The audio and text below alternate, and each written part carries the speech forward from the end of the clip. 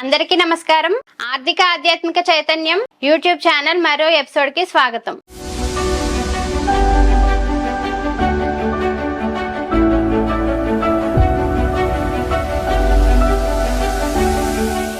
మేము చేస్తున్న వీడియోస్ మీకు నచ్చినట్లయితే వెంటనే ఛానల్ ని సబ్స్క్రైబ్ చేసుకోండి. అలాగే ఈ ఎపిసోడ్ మొదలు పెట్టే ముందు మేడం గారికి స్వాగతం పలుకుదాం. నమస్తే మేడం. నమస్తే.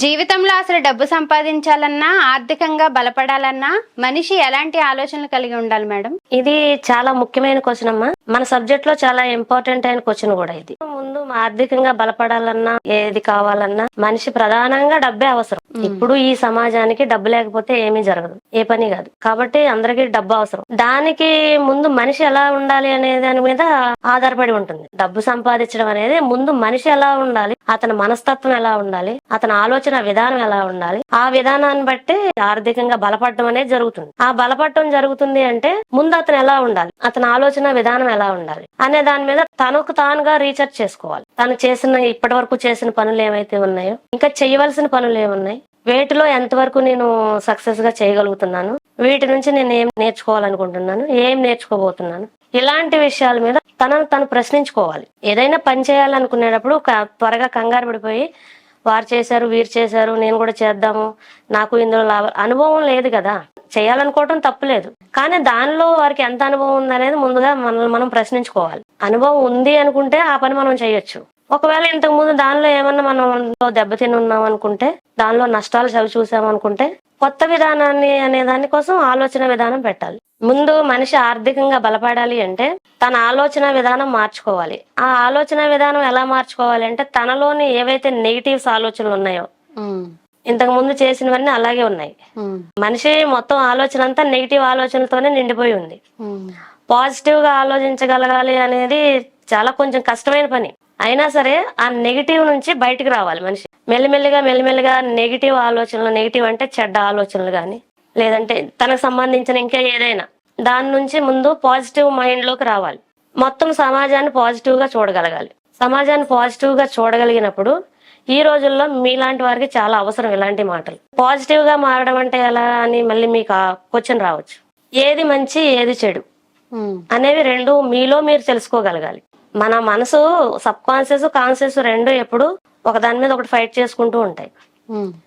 ఇక్కడ ఒకటి ఉంది అని కాన్షియస్ చెప్పుద్ది, లేని దాన్ని ఉందని ఎలా చెప్తున్నావని సబ్ కాన్షియస్ ఉంటుంది. అలా ఈ ముందు మైండ్ ని మార్చుకుంటూ రావాలి. Conscious mind, sub conscious mind రెండు ఒకే అభిప్రాయంగా ఆలోచించే విధానాన్ని పాజిటివ్ గా తీసుకురావడం అంటారు. పాజిటివ్ గా మైండ్ ని మార్చుకోవడం అంటే ముందుగా మనిషిలోని అసూయ, ద్వేషాన్ని, కోపాన్ని అన్నింటినీ తగ్గించుకోవాలి. ఇంకా చాలా రకాలుగా ఉన్నాయి, అది వారి ఇష్టాన్ని బట్టి ఉంటాయి.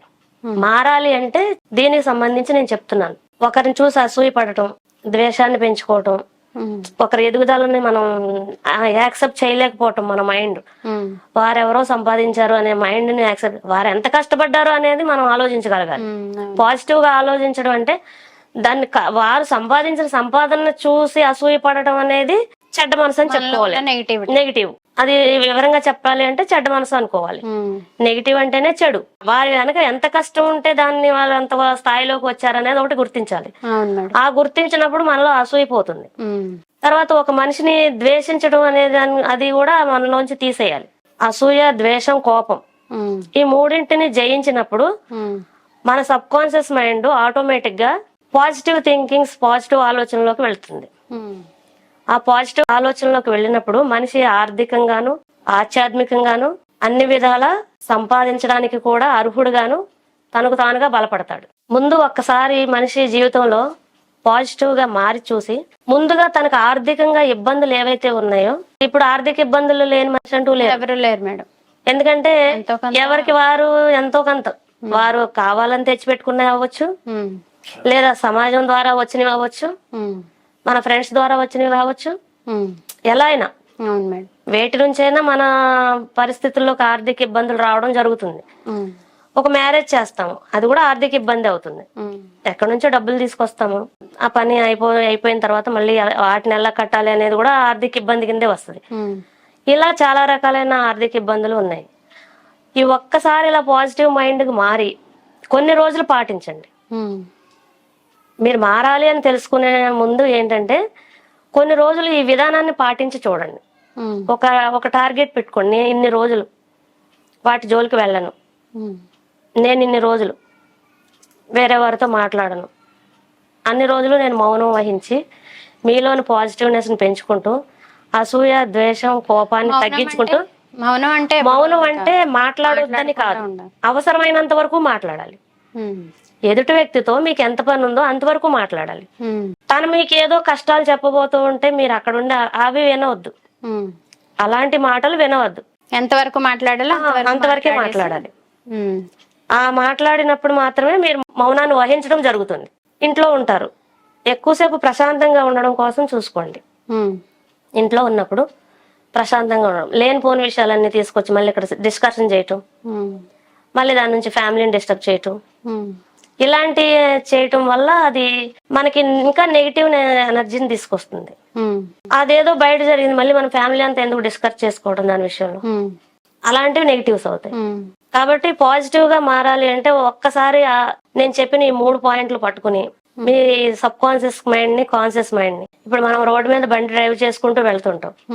బండి డ్రైవ్ చేసుకుంటూ వెళ్తూ ఉంటే ఫోన్ కాల్ వస్తుంది, డ్రైవ్ చేస్తూనే ఉంటాం, ఫోన్ తీసుకుని మాట్లాడుకుంటూ వెళ్తుంటాం. వెళ్తూ ఉన్నప్పుడు మన కాన్షియస్ మైండ్ బండిని రైట్ వేలో తీసుకెళ్తుంది, మన సబ్ కాన్షియస్ మైండ్ ఫోన్ లో మాట్లాడుతుంది. అది sub conscious mind, conscious mind. Drive చేస్తున్నాను కదా అని సరైన రూట్ లో వెళ్ళడం మానట్లేదు.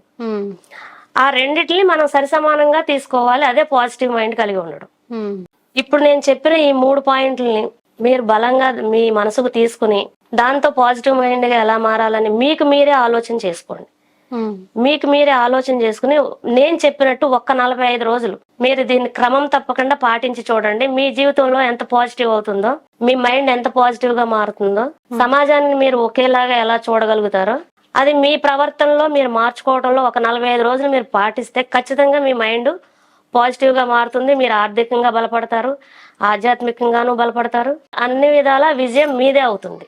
ఈ 3 మనిషిలో ఇప్పుడు ఈ సమాజంలో ఎక్కువ అవడం వల్ల మనకు మంచి మంచి అవకాశాలు వచ్చినా వాటిని అందుకోలేక మనం కోల్పోతున్నాం. తెలిసి తెలియక ఈ రోజుల్లో చాలా మందిలో ద్వేషం, అసూయ, కోపం అనేవి పెంచుకొని వారికి వచ్చిన ఎన్నో అవకాశాలను చేజార్చుకునేలా చేసుకుంటున్నారు మేడం.